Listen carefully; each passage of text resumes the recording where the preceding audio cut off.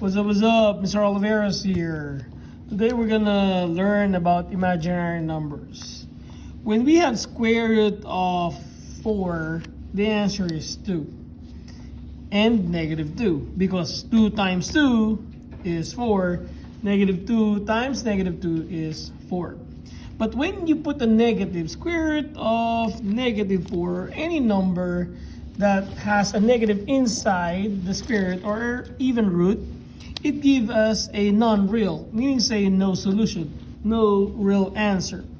Why is that so? Because it's impossible.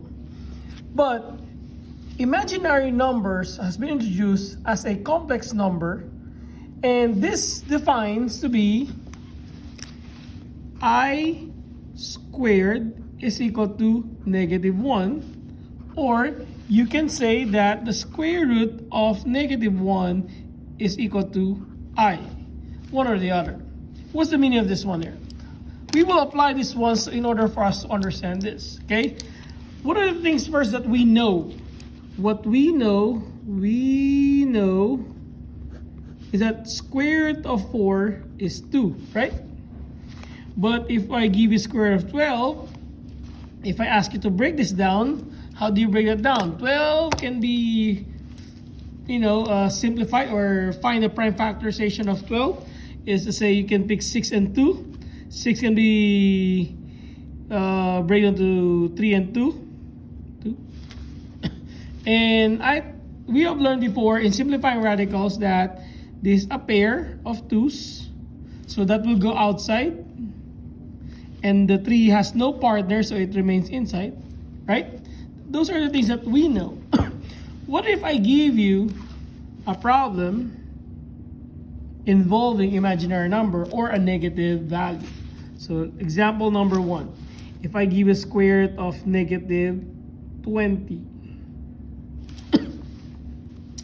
Here, like this, square root of negative 1 is I. Remember, when you are given a square root of negative 1, it gives you a non-real answer, so you cannot really do it. So in order for us to solve it, still, we have to use the concept of imaginary number. So here, square root of negative 20, what you do is you can break down the square of 20 first, negative 20, by 20 times negative 1. And then you can break it down that square root of 20 and square root of negative 1. What's square root of negative 1? According to the definition here, is I.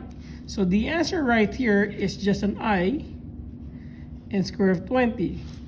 Then now we can break down the 20 the way we know it before. So 4 and 5, 2 and 2.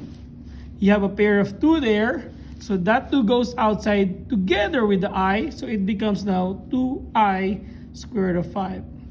And remember, every time we have a square root, there are 2 answers, a positive and a negative, and that's the answer. One more, number 2. Square root of, let's say I have a number outside, 50, and a negative inside, okay? So negative 50. So again, we know that we can break down the negative 50 by 50 times negative 1. And then we're going to have a 3 here, and then 50 here, and the square of negative 1. We know that the square root of negative 1 is I. So therefore, this becomes an I. I'm going to put the I together with the 3. So that gives me a 3I with a square of 50. Now I can break down the 50 into 25 and 2, 5 and 5. So therefore, I have a pair of 5 there. Then that 5 will join the 3i by multiplying the 5 to the 3i, and that makes it 15i square root of 2. And please don't forget to write the plus and minus. One more, number 3. Square root, let's put a number here, this time is negative 4. Let's say simple 24, negative 24. Okay, So again, we break down the negative 24 into 24 and negative 1. The reason why the negative 1 becomes an I, if you are gonna look at the definition here, I squared is equal to negative 1. So therefore, I'm going to have a negative 4 square root of 24. The meaning of negative 1 is I squared, right? According here, I squared is equal to negative 1. So I can replace this negative 1 here by I squared. And what happened when we have a square root and a squared? This cancel out. So what's left there is just an I. So the I will join the negative 4, so it becomes negative 4I. And now we can break down the square of 24 the way we know it. 4 and 6, 2 and 2, 2 and 3. We know that we have a pair of 2 here, so that will join the 4I, and that will give us an answer of 8I, negative 8I, square root of 6. Since it's already defined that the number outside is negative, you can leave it as negative. But when there's no sign outside, you can have, from the square root, you can have a positive and a negative. So for this case, this is the answer. One more. 4, when we have the square root, say 6, 40, negative 40.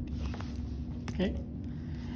So again, the shortcut, if you notice, every time we have a negative inside the square root, just bring out the I automatically. That's the shortcut there.